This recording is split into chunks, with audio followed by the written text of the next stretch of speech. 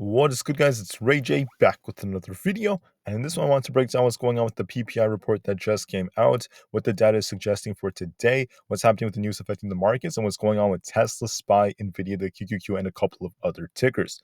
But before I break anything down about all this information, before I get into any more details, let me just mention a couple of things. I am firstly not a financial planner, so take none of this as financial advice. And also, if you guys can, please check out the Webull link, which is down below and in the description.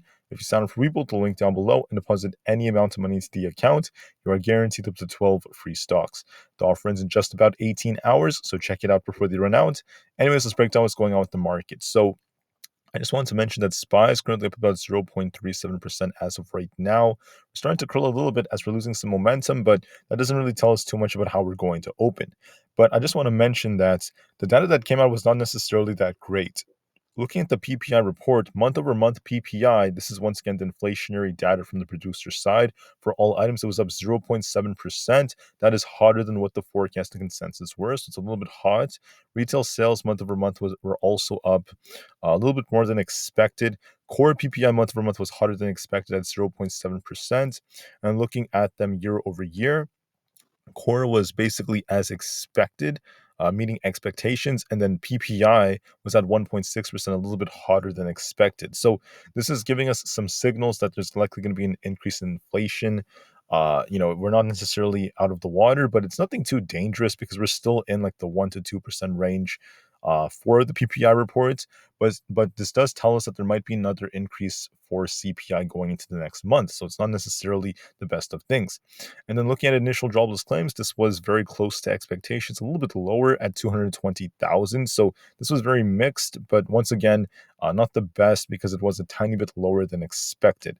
Now, once again, the headlines are coming out right here.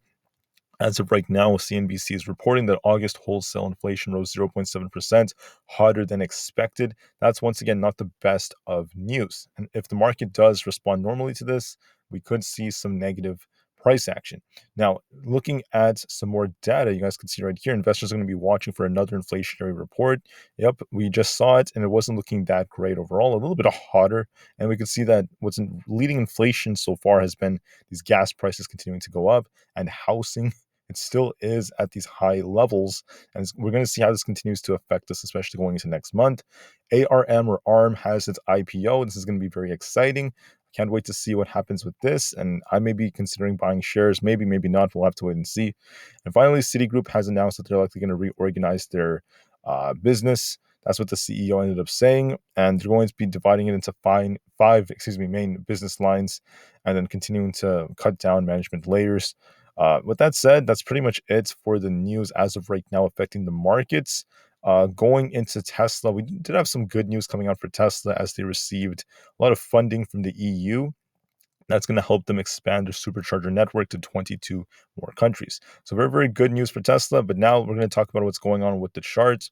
So looking at SPY, this thing has been gapping up so far, showing some strength, and overall it's still trying to hold up in the pre-market. However, I just want to mention that we have a bearish divergence that developed right here. It is possible that we try to get a little pop once again, and we're making attempts to grab liquidity. So I think we might see something very similar to yesterday, where we get like a little pop and possibly a drop, because we do have this gap way down here in the 447 area. So there might be a little pop, sideways price action, a bit of a drop, and then maybe a bounce. It really depends on if we break below our important EMAs. Do we break below the 447 supports, followed by 446.89? If we do end up doing that, then we could be retesting the lows that we made yesterday. But as of right now, it depends on how we hold around our EMAs. On the 4-hour time frame, you can see we're above right here on this chart. And what's very interesting to me about this is the fact that we are continuing to hold up. I think the RSI is developing this bearish divergence as well. So we're going to be looking for a little pop, then a possible drop. We're going to be looking at this gap down here, which is very close to our 20 EMA simultaneously at this 447 area. It's going to be a key zone for today. If that breaks, if we break below 447, there is potential for this thing to drop a little bit lower. 446 could be tested. If that ends up breaking, the 444 zone is we're going to have some like really critical support, very close to this 200 EMA. It's currently at 444.99, but it could actually like wick below that and try to bounce. So we're going to be watching it. So the most probable move seems to be like a little pop and a drop. maybe a fill of this gap, and then we're going to see if this EMA breaks or not to drop even lower. That's going to be very critical for today. Now for Tesla, most of the news that came out has been quite good for Tesla, but it is slowing down on some momentum. Now, some could argue there's like a head and shoulders forming on Tesla with like the left shoulder here, the head and the right shoulder. I'm not going to make that claim just yet until we actually see Tesla break down. For Tesla, we're in a range. Once again, we're still stuck in our range. We're currently at 272. If we keep pushing, if we may get a little pop in the morning, so we could retest like 275, maybe 278 again. There's a possibility. But watch for any divergences that end up forming if we do end up getting a pop. And then looking at momentum, it's losing some momentum. So if we do get that pop, we might start sinking again. But as long as we hold above 266, Tesla's going to be in a decent place. So we have to watch 266 as critical support. If Tesla breaks that, if we break 266, then I see Tesla sinking quite a bit, all the way down to gap support around this like 257 to 260 area. So it's going to be very, very important to watch that support on Tesla. I believe it may pop and then drop, but I don't know if it's going to truly break 266 just yet. It depends on market momentum and etc. So that's what I'm seeing for Tesla. A little pop and a drop. 270 support, 268, and then 266 specifically. So that seems more probable. The data was not the best in my opinion. That's why it wouldn't make sense for the market just to explode unless they're just trying to trick as many people as possible. To add on to this, I wanted to mention just like Aapl, not looking that great still, in my opinion. We're getting a tiny little attempt to bounce, but when you zoom out of the charts on the 4 hour, it's still looking kind of bearish. And we still have this head and shoulders that is developing. Apple's barely holding support. I could see it dropping a little bit more eventually. It's trying to rebound a little bit, but it still looks relatively weak. It's only up like 0.28%, continuing to trade sideways. For Apple to turn bullish, we need to see a change in market structure. We need to see this thing push towards 177, break above that, and establish a higher low and start uptrending. As of right now, it's not really doing that. It's very flat, looking kind of weak, and that's not the best of signs for the markets. Apple could act as an anchor to the downside, but we have some bullish momentum simultaneously as the VIX is still looking like it's getting closer to filling the gap. So the VIX, it's downtrending. This tells me that the market could pop a little bit more, right? We could see a little bit more popping in the market. That's why I was talking about a little pop before the market ends up potentially dropping, because the VIX has more downside likely coming. It could fill this gap down here. Then we're going to be watching the critical support on the VIX. The VIX has support between 12.73 to 13. My gut is telling me, okay, that the VIX might drop a little bit more as the market pops a little bit. Then the VIX might bounce off 13 to 12.73, and then this could cause or this could be happening because of the market potentially slowing down. So a pop and drop for like SPX and etc. is a possibility. That is a real possibility. For the VIX, we might see a drop and then eventually bounce at its critical support once it gets there. So I want everyone to be very careful for that reason.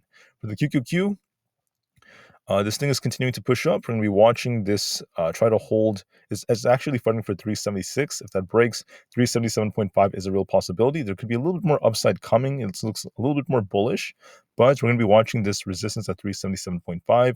We could get either like stalled here or see a rejection, as we got rejected here 2 times in the last couple of days. So watch that and see if we reject or not. If we do reject, you're going to be watching it retest 374 and even lower levels than that, like 372.5. So watch for a little pop and a potential drop, or watch it just making attempts to break out. This is going to be very key. I want everyone to be kind of careful with the QQQ and watch for it to potentially follow the trend of the whole market. Last but not least, the last stock I'm going to mention for right now is going to be Nvda. I have Nvda right here. Nvda is actually holding up a lot better than before, showing signs of this bounce. We were talking about the potential inverse head and shoulders that could be developing on it.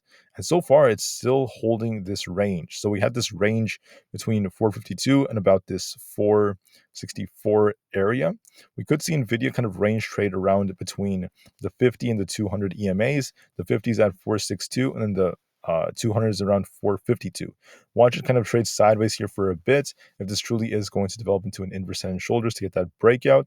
But as of right now, thanks to ARM's IPO, I think Nvidia is going to get more attention, and we could see it retest this 462 to 464 area, reject off that, and just trade sideways. And I think Nvidia is going to likely do something like that.